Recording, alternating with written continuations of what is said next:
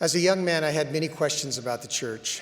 Some of my questions were sincere, others were not and reflected the doubts of others.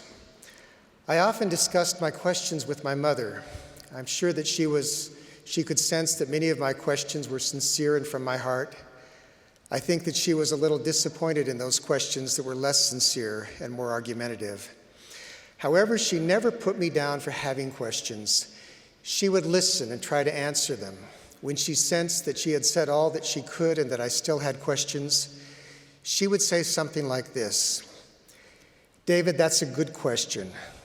While you are searching and reading and praying for the answer, why don't you do the things that you know you should and not do the things you know you should not?"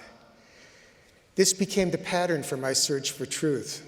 Through study, prayer, and keeping the commandments, I found that there are answers to all of my important questions.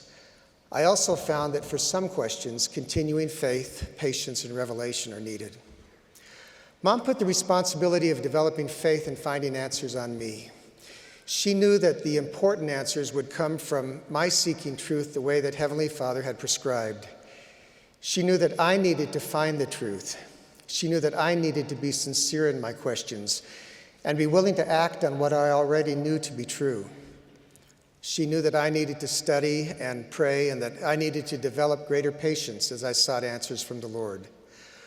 Willingness to be patient is part of our search for truth and part of the Lord's pattern of revealing truth. Over time, I came to know that my mother was teaching me Heavenly Father's pattern for seeking truth.